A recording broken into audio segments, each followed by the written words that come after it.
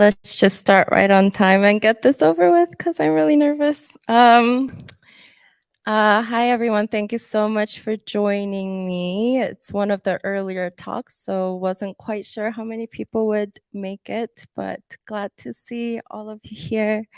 My name is Charmie Kim. I'm a game lead at Space Ape Games, and I will be talking about Beatstar, Beatstar's journey in search of a genre-defining hit. Hello, welcome.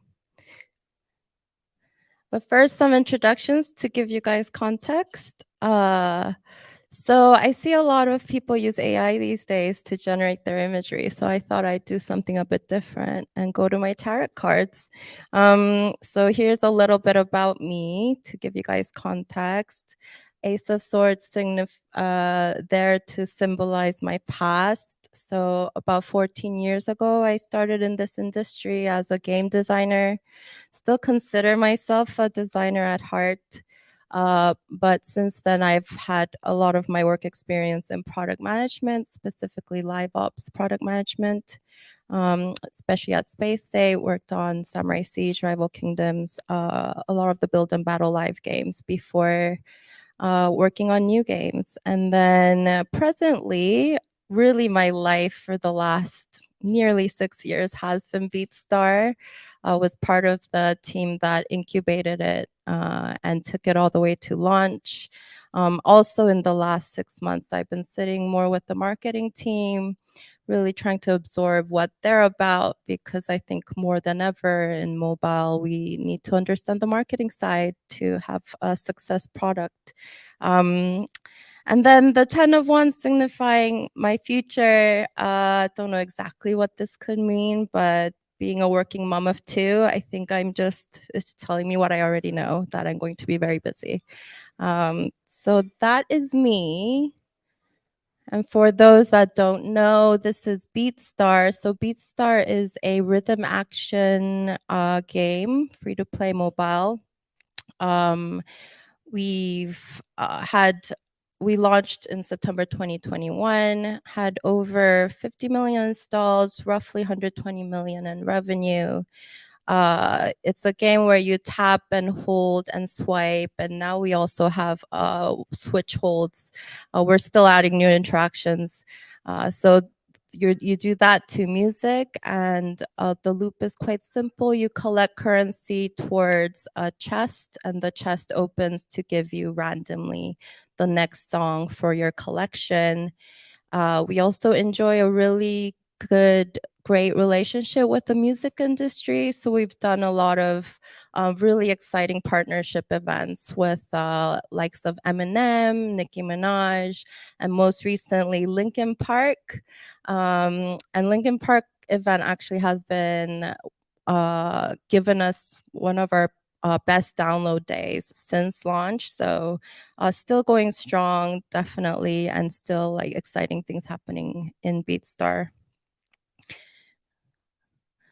But that's Beatstar now, and but that is not how it started. It looked entirely different. So let me take you back to 2018, quite some time ago. This was when Space Ape our first successful games that we saw kind of establish Space Ape were build and battle games. And we had worked on 3 build and battle games in a row. And we were experiencing a bit of an identity crisis, you could say, where we felt like, oh, the build and battle genre quite dominated by Clash of Clans. Is this really what we're about, what we want to be about in the future? So the leadership took a radical decision to kind of attack new genres. So we ran what we call a funnel system, where we had up to 11 teams working on 11 different games. And for a studio size of 110, I think at the time, that was a lot. And Beatstar was one of those games that were chasing a genre-defining hit. And I remember initially the pitch came at a studio game jam, where I was quite burnt out. I was feeling quite I had been running an incubation team, trying to generate new ideas at the time, and feeling quite burnt out, thinking this is a touchscreen device. There really ought to be a dominant music game like I played in my past. I played a lot of Guitar Hero and Rock Band growing up in my past. So kind of thinking back to those experiences and thinking, what could I pitch that puts me in that path? And then it looked like this. And so this was the original pitch for Beatstar. It was concepted as a battler, a card battler, where you had cards that had different dance moves and you could battle each other. And at the game jam, we actually we were like two product people. Jonathan, who had left banking to come to game dev, and look where it got him. Jonathan and myself, and then 4 artists. We had no programmers, so this was our pitch. It was a video, and I think what the proof of the concept of a card battler lasted maybe about 2 weeks. But what remained was this idea of attacking the music genre. But that's not even the biggest pivot. The biggest pivot came 3 years later, when after 3 years, we had been working in one direction of Beatstar that looked like this, also equally shocking. It had everything. It had characters, it had choreography, it had we even rented out a motion cap studio, I think, at one point.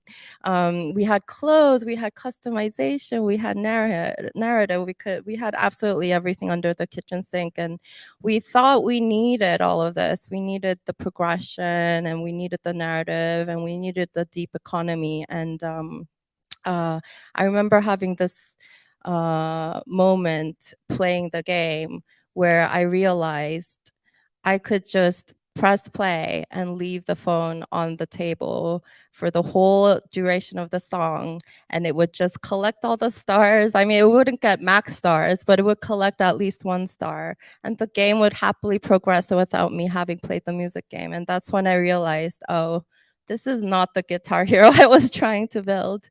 And at the same time, we had done 2 alpha tests as well in Philippines, where the stats were okay, but they weren't up to our standards. And we had come to a point where we needed to make some hard decisions, and we stripped it all back and we reset the team.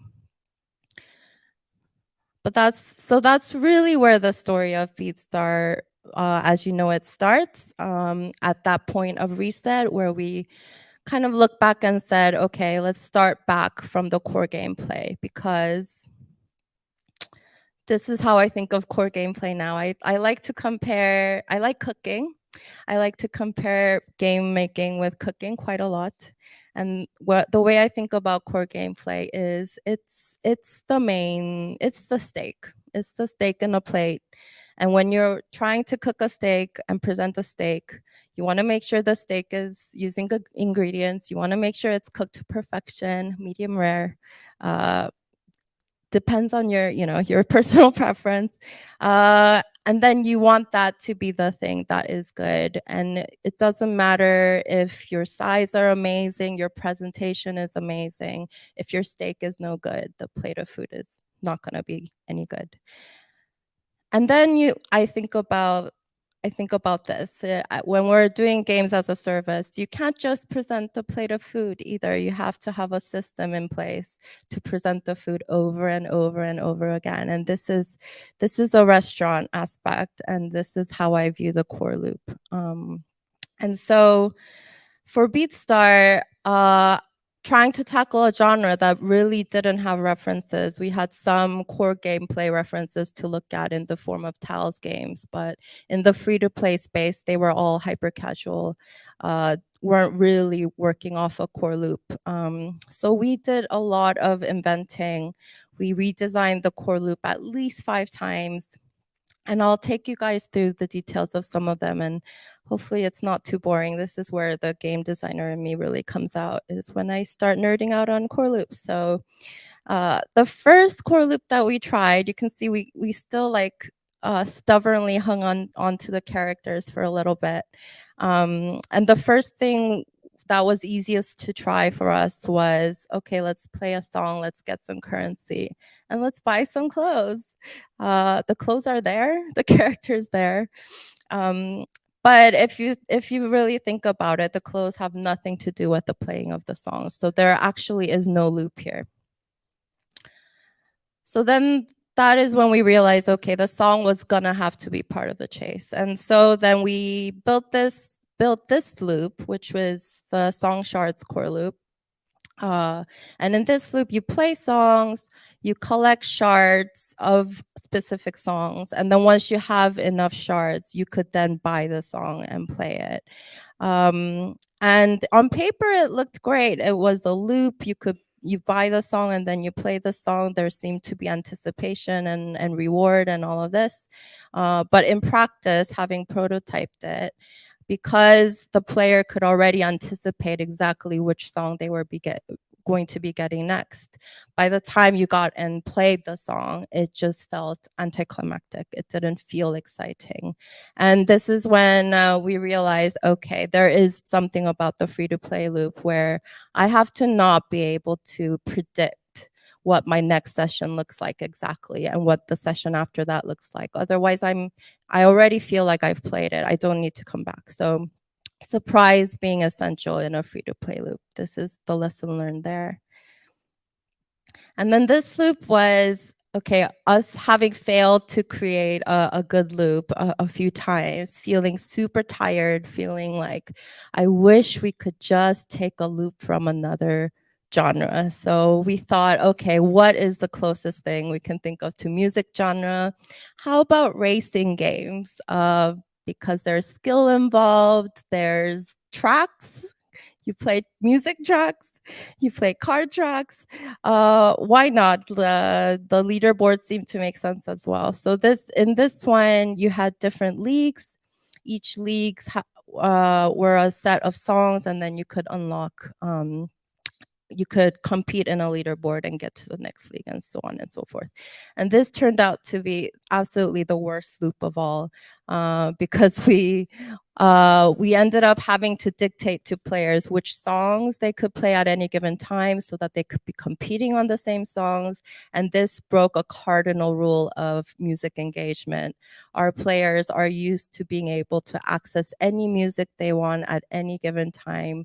They have the Spotifys, they have the YouTubes. This is how they engage with music. And being told to coming into a game and being told that song you earned yesterday, yeah, you can't play that today. That was a horrible experience. So this did not work out.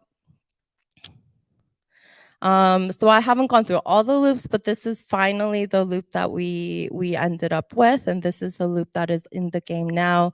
It's very streamlined. You play a song, you get a currency, you fill a box, you unlock the box, you get the song. It's a very direct, simple loop. It's easy to goalpost because it's very clear how you're getting to the next song. It feels, and the only friction point that we ended up adding to this is that we added a timer to the box, not for any other reason. Although it does help us with monetization, the main reason was a sessioning reason. So we found that when you without the timer, by the time you were opening the box, you were kind of at the end of your session. You're feeling like you're done. It's a game that requires quite a lot of focus. You're kind of ready to leave it, and then new song. Oh, I guess I have to play it.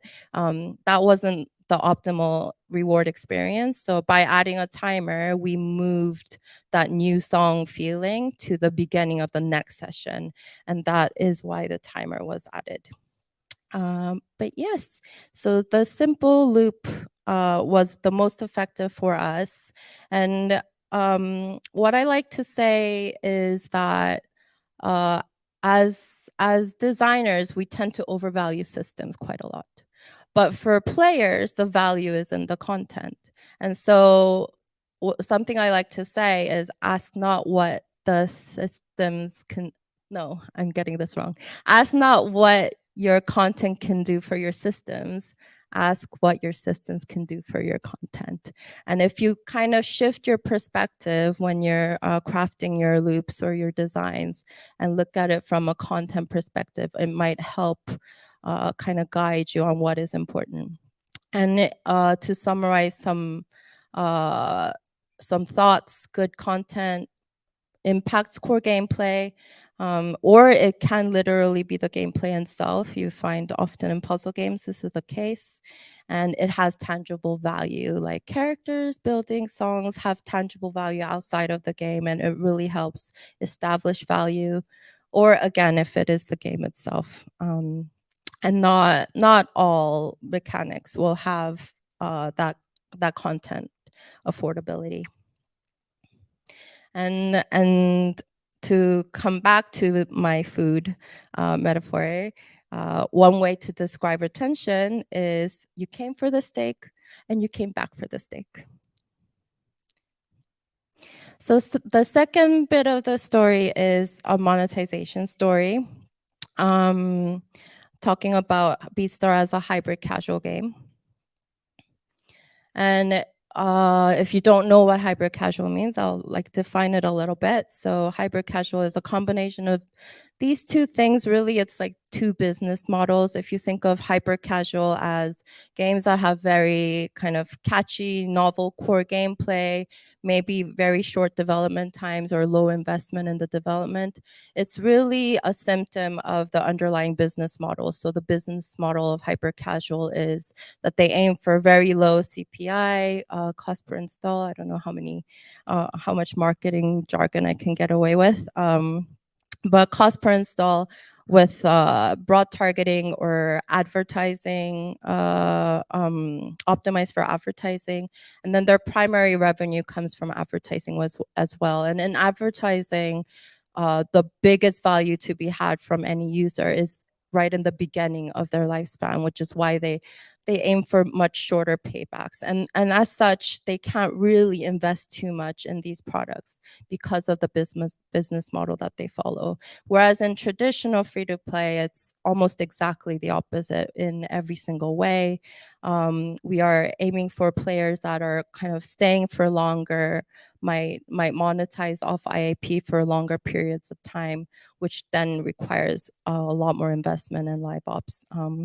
But because we're optimizing for paying players, this also drives up the CPI often. So what is hybrid casual? Hybrid casual is really, I want my cake and I want to eat it, basically, because we're wanting the low CPI that might come from the more novel gameplay. We want the high retention that comes from adding a bit more of the meta. We want the ad revenue. We also want the IAP revenue. We want the faster payback, but we also want a bit of a longer tail so that we can make revenue over longer periods of time. And this is the dream. This is the dream of hybrid casual. And this is what hybrid casual can do. So this is Beatstar during soft launch, at the point where we added ads into the game. So the blue line is our IAP ARPDAU, and then the orange line is our ad ARPDAU, and then the gray line is a total ARPDAU. And you can see that around that point, our ARPDAU pretty much doubled, effectively doubling our revenue. And I think it is interesting to note how we got there, because I think most hybrid casual games kind of are coming more from the hyper casual studios and studios that are very, very familiar with ads. Whereas we were coming more from the IAP world, where we were used to build and battle and live ops and these things. So we came from a very different place. And so how did we double our revenue? Well, this is our most effective rewarded ad placement. This happens depending on your segmentation. It can happen after every song. It can happen less, but the effectiveness comes from, I think, initially kind of giving you a choice, being very clear about the reward, so hooking you in with a choice, and it is integrated into the core loop by ultimately rewarding you songs. But if there was one downfall to this type of this ad rewarded that is integrated core loop, one shortcoming is that it's hard to skip even as a payer. It doesn't feel good to skip because you feel like you're saying no to something that is given to you for free. And something else I will say about the way that we've come to ads, even though I think we've done a good job and we have been very effective with it. Although we did double our revenue, it didn't ultimately unlock very cheap UA for us, which would have been part of the hybrid casual dream. It kind of didn't allow us to grow as big as we would have liked. And one learning there is that although it's a tale of two business models, ultimately what we found is it's really a tale of two audiences. So the players that you might get with typical IAP-driven, IAP-optimized UA, they're very different players from the players that you might get from IAA or ad optimized UA. And these players might be younger. They might be from different geos that have less disposable income. For our game, it meant a lot of if they were younger, maybe they needed different songs.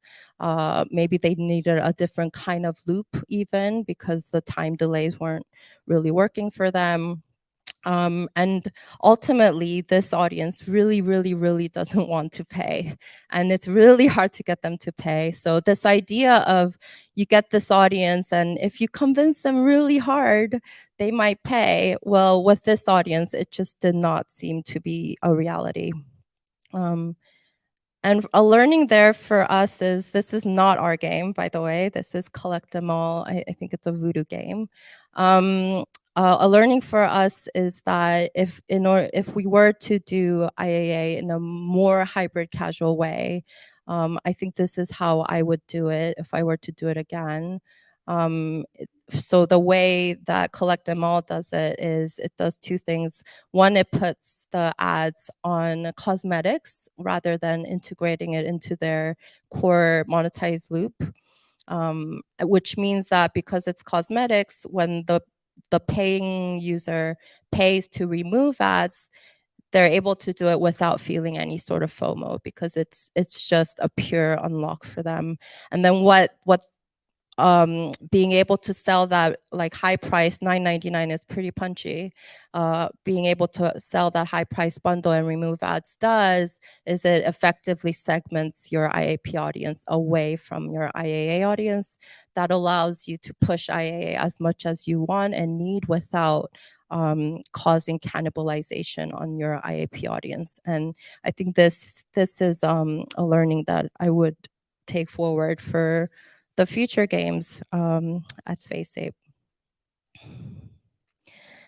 And then lastly, have a bit of an audience story. I mean, I started talking about audience already, but this was a big learning for Beatstar, is that people like what they like, and it's going to be very hard to convince people if they don't already like something that they like something.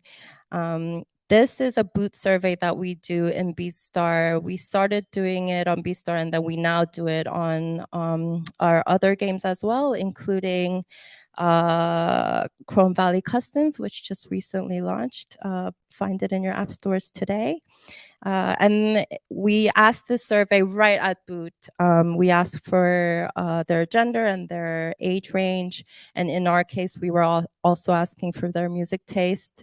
And the reason it's right at boot is so that we don't lose anybody in the funnel before we ask it. And we've A/B tested this. We saw no negative impact on the funnel. We also don't see any negative impact in our puzzle game either. So it's not just a music game thing that we don't see impact. It's been super useful for us because we're able to get data like this. So amazingly, we found that our game is most downloaded by the younger folk, the Gen Zs. Any Gen Zs in the house? Whoop! So the Gen Zs is represented here by red. And then the light blue is the younger millennials born in the 90s. The darker blue is the older millennials born in the 80s. And so most of our downloads came from the younger crowd. However, who stayed and paid? So this is our D28 retention. And if you see this, you could see that the older you are and the more female you are, the better you perform in our game. And this is not just retention. Pretty much ARPDAO followed the same trend. The 80s born players, especially the women, we saw very, very good retention. Same with 90s born, and then it drops off a little bit with the Gen Z. And initially, we tried so hard to chase that Gen Z audience because they made so much of our downloads. We tried to find and work with much younger artists, trap artists, TikTok hit artists. TikTok hits actually kind of spans multiple generations, so it's a bit of a different thing. But certainly, some genres like trap was very Gen Z oriented, and we tried, and we never effectively moved the performance with this audience.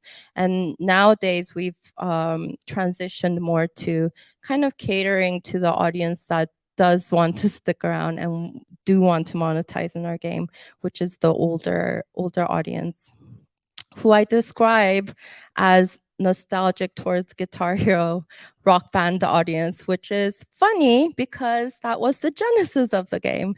I wonder how that works.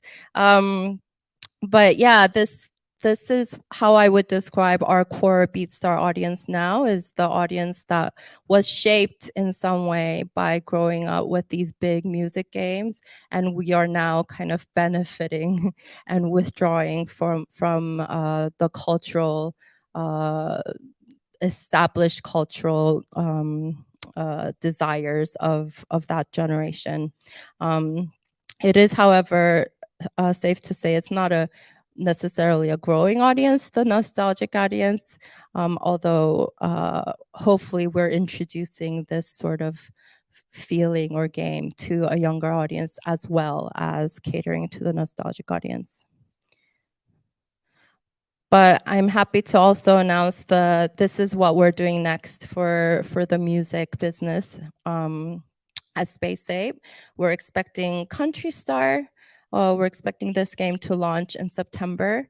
And what Country Star is trying to do that Beatstar was not able to do is be a lot clearer on the audience that you're trying to attract.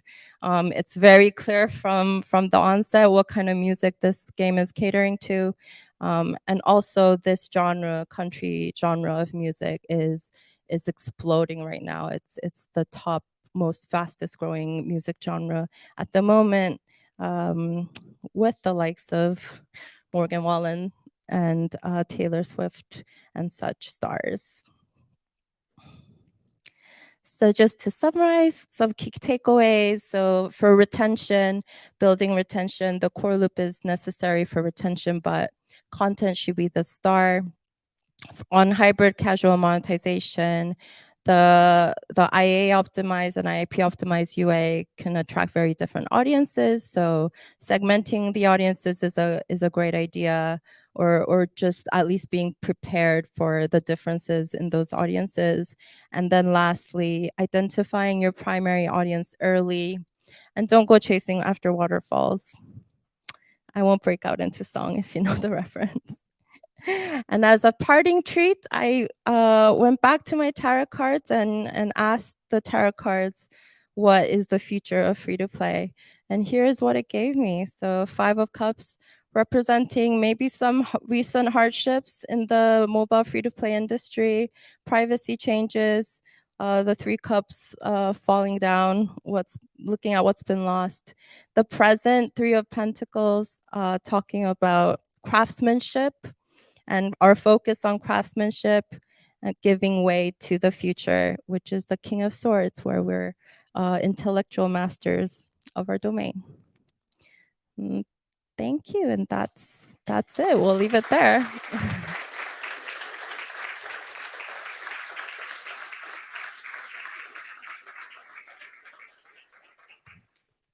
I think it's Q&A time.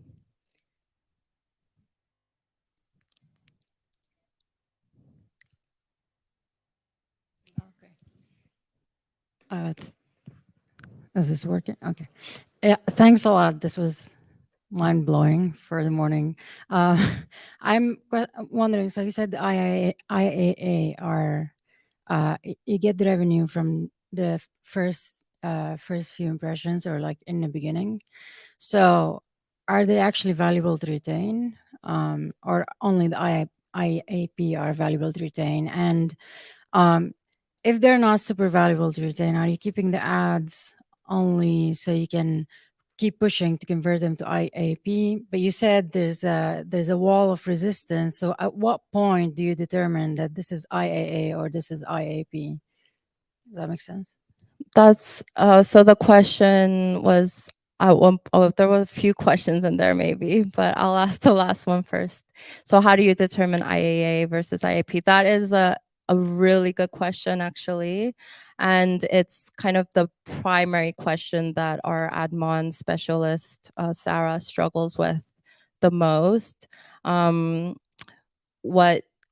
I think there are probably sophisticated ways of doing it. At some studios, I'm sure they maybe use like things like machine learning. We are not that sophisticated at Space Ape, but I think, for example, what the example I gave, where if you offer a bundle that offers to remove ads quite early on, then that's a really effective way of like already segmenting away your most valuable users away from ads. And then it's very clear, okay, you've signaled to us that you're an IAP user. So I think that's why those bundles can be really good if you're trying to do both. But otherwise, in our game, because we don't have that actually on Beatstar, we try to again encourage early purchases so that we can find that out. But also we end up having to be quite careful actually with our IAA because we don't want to introduce it too quickly or too aggressively, and cannibalize our IP. Yeah, hopefully that, yeah, it's a difficult one, but yeah, there are ways of dealing with it, I think.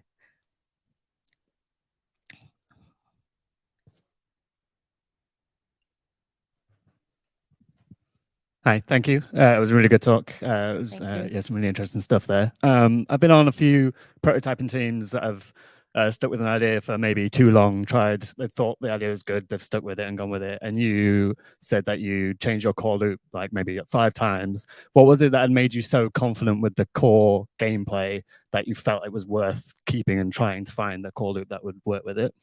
Oh, that's a really good question, actually. So it was interesting. The point at which we did the reboot from away from role-playing game to pure music game was probably at our lowest point. We do a company survey every quarter asking the whole company kind of what games they believe in.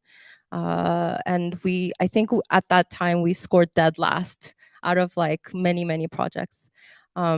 So you can imagine what the team was feeling at the time. But we did this gameplay prototype referencing the existing Tiles games, but a bit different. And the gameplay prototype was super simple. It was just 2 songs. It was like a Rihanna song and It's Tricky. It was like, I remember exactly the 2 songs, and then they were like 2 different difficulties. And we had this moment where we were just playing the game, and as soon as we failed and the game quit us out, we immediately wanted to play it again. And we felt magic at that moment just from the gameplay prototype. But only the team saw it. And for like the next 2-3 months, only the team had like utter belief that we had found something here. And that was an interesting feeling because I don't think I felt that in a prototyping situation before. So I don't know if it's super helpful to say, oh, you'll know it when you see it. I don't think that's super helpful, but that is how it happened for us, I think. Yes. Oh. Thanks for the talk. It was really good. Kind of related to that question, how long did you spend on like each iteration of the thing? Like, was it like a year, less than a year? So each core loop iteration, I would say, took us about a month, depending. Like some of the earlier loops were like 2 weeks, and then the racing one was particularly like, it was so different from the other loops that we had to build it practically from scratch. And that one might have took like 6 weeks. And in hindsight, I don't think we were, because every time we built our loop, we're like, this is the one, this is the one. And I'm not sure that was the right approach. In hindsight, we should have maybe taken a more rapid prototyping approach. But yeah, at the time, that's not what we were doing. So it took longer.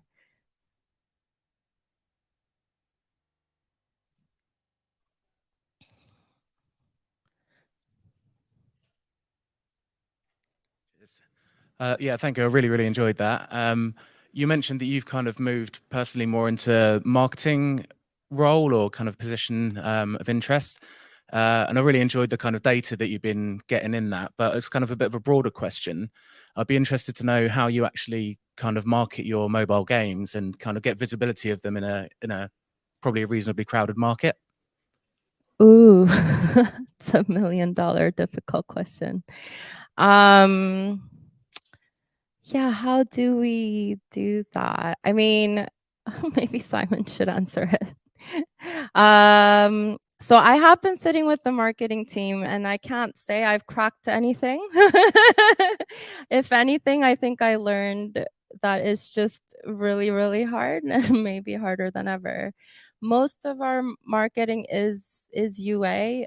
It's straight up user acquisition. So it is about like finding the right channels, making sure we're buying at a CPI that it makes sense with what we know of the LTV of the game, and kind of like seeing what channels it performs better in. We have done with Chrome Valley Customs a lot more of the upfront testing than we've ever done. So a lot of kind of Facebook, we use Facebook ads to measure the click-throughs of various fantasies, various like themes, art styles as well. I think we've tested, and we did a lot of that upfront work with Chrome Valley Customs to make sure that when it came to marketing it, we would be able to do that. And I think now I'm like stepping away from marketing again and looking at what's next. I'm starting a new project soon when I have a team. Because they're all busy on Chrome Valley Customs. But yeah, when I'll be moving forward with that project, I intend to do something similar, just making sure I'm doing a lot of research so that it is marketable. I think over here. Over here, I think. Yeah.